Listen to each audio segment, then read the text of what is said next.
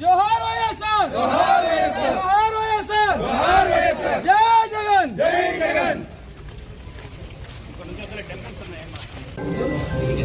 నటేష్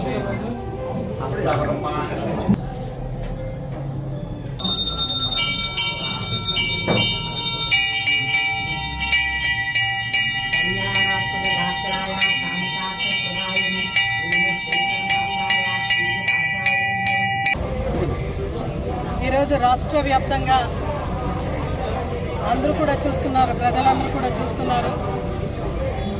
లడ్డు విషయంలో ఏదైతే ఆరోపణలు కూటమి ప్రభుత్వం మన ప్రభుత్వం పైన, జగన్మోహన్ రెడ్డి గారి పైన ఏదైతే అనిమల్ ఫ్యాట్ కంటెంట్ ఉంది లడ్డూలో అని చెప్పినారో, ఈ రోజుకి ప్రజలందరికీ కూడా చాలా పెద్ద ఎత్తున ఒక క్లారిటీ వచ్చింది. ఎందుకంటే చంద్రబాబు నాయుడు గారు ఏదైతే చెప్పినారో మళ్ళీ లోకేష్ బాబు గారు ఇంకొక రకంగా చెప్తున్నారు. అదేవిధంగా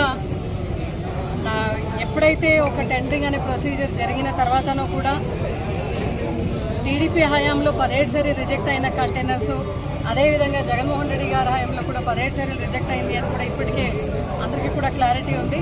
అయితే ఈరోజు ఒకటే సూటిగా అడుగుతున్నాను కూటమి ప్రభుత్వానికి, మా జగన్మోహన్ రెడ్డి గారు తిరుమల వస్తున్నారంటే మీరు ఎందుకు భయపడుతున్నారు? అంటే ఆయన తిరుమల దర్శనం చేసుకుని బయటికి వస్తే మీ పాపాలని బయటికి వస్తాయన్న భయమా మీకు?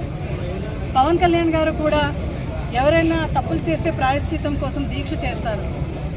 ఆయన మనపైన అబండాలు మోపి ఆయనే ప్రాయశ్చిత పరంగా దీక్షలు చేస్తున్నాడు అంటే ఖచ్చితంగా తప్పు వాళ్ళదే అనే సంకేతం కూడా ఆయన పంపిస్తున్నారు. ఎందుకంటే మనం చూస్తున్నాం జగన్మోహన్ రెడ్డి గారు తిరుమలకు వస్తున్నారంటే అందరికీ కూడా ఎమ్మెల్యేలు, ఎంపీలు ఎవరైతే ఉన్నారో, మళ్ళా జెడ్పీలు, అదేవిధంగా ఎంపీపీలు అందరికీ కూడా 41A నోటీస్ జారీ చేసినారు. మీకు ఎందుకు అంత భయం? ఎవరైనా తిరుమలకు వెళ్ళినా కూడా మేము ప్రోటోకాల్ ప్రకారం వెళ్తాము, దర్శనం చేసుకుంటాము, దేవుని దర్శనం చేసుకుంటాము, ఆశీస్సులు తీసుకుని బయటకు వస్తాము. మీరు ఎందుకు అంత భయపడుతున్నారు? మళ్ళా సెక్షన్ 30 హుటాహుటిగా మీరు జారీ చేశారు. ఎందుకు జారీ చేశారు? మీకు భయం. జగన్మోహన్ రెడ్డి గారు అంటే మాస్గా ఉంటారు, ఫాలోయింగ్ మాస్గా ఉంటుంది కాబట్టి ఆంధ్రప్రదేశ్ రాష్ట్రమే తరలిస్తుంది తిరుమలకి అనే భయంతో ఈరోజు మీరు సెక్షన్ అమలు జారీ చేశారు. మీరు భయంతోనే 41A నోటీసెస్ సర్వ్ చేశారు. మీరు ఈరోజు భయంతోనే జగన్మోహన్ రెడ్డి గారు అక్కడికి పోయి ఏదైనా నిజంగా క్రౌడ్ కనిపించింది అంటే ఇంకా మీ కూటమి ప్రభుత్వం ఈ రోజే మీరు జీరో అయిపోతారనే భయంతో ఈరోజు ఆంధ్రప్రదేశ్ రాష్ట్రంలో ఇటువంటి చర్యలకు పాల్పడినారు. నిన్న జగన్మోహన్ రెడ్డి గారు ప్రెస్ మీట్ పెట్టి డిక్లరేషన్ గురించి మాట్లాడాలా అంటే ఆయన చెప్పినాడు, మానవీయత నా ధర్మం, రాసుకోండి డిక్లరేషన్లో అని చెప్పినాడు. అంటే ఇట్లా ఏకైక గట్స్ ఉన్న నాయకుడు జగన్మోహన్ రెడ్డి గారు. మొన్న చంద్రబాబు నాయుడు గారు ప్రెస్ మీట్ పెట్టి అన్నారు, ఎంత గట్స్ ఉంది జగన్మోహన్ రెడ్డి గారికి, PM గారికి లేఖ రాసినారు, మోడీ గారికి లేఖ రాసినాడు ఆయన అని. నిజంగా మేము ఏ తప్పు చేయలేదు కాబట్టి, మేమంతా కూడా నిరపరాధులు కాబట్టి ఈరోజు సుప్రీంకోర్టుని మేమే కోరినాం, మేమే CBI కూడా కోరుతున్నాం. సిట్ మూలక చంద్రబాబు నాయుడు గారు చెప్పినారు సిట్ మూలక దర్యాప్తు చేస్తామని.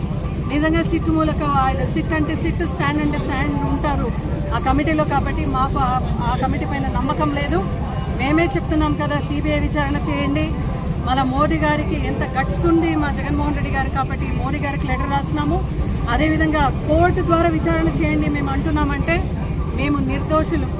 ఏదైతే ఆరోపణలు అయితే కూటమి ప్రభుత్వం ఈరోజు చేసినారో అవన్నీ నిరాధారం కాబట్టి ఈ అనిమల్ ఫ్యాట్ కంటెంట్కు లడ్డూలో కల్తీ అయిన విషయం ఖచ్చితంగా 100% అది తప్పు కాబట్టి, సరిలేదు కాబట్టి, అది కేవలం వాళ్ళు రాజకీయంగా ఒక 100 days ఫెయిల్యూర్ అయినారు కాబట్టి వాళ్ళ పరిపాలనలో ఆ ప్లాట్ఫామ్ వాడుకొని మన పైన అబండాలు మోపినారే తప్ప ఇది రాజకీయం కోసం ఆయన చేసినారు తప్ప ఇంకే ఏ ఒక్క మంచి ఉద్దేశం దీనిలో లేదని ప్రజలందరూ కూడా గమనించారు.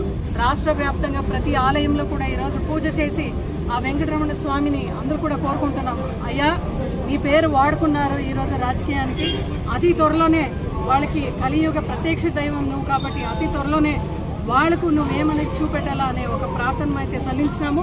ఖచ్చితంగా దీన్ని దైవ నిర్ణయం అనేది దేవుడే జారీ చేస్తారని నమ్ముతూ ఇట్లాంటి చిన్న చిన్న చిట్క పనికిమాలిన రాజకీయం ఖచ్చితంగా మానుకోనాలే కూటమి ప్రభుత్వం అని చెప్తూ ఈరోజు వాళ్ళందరికీ కూడా హెచ్చరిక జారీ చేస్తున్నాం.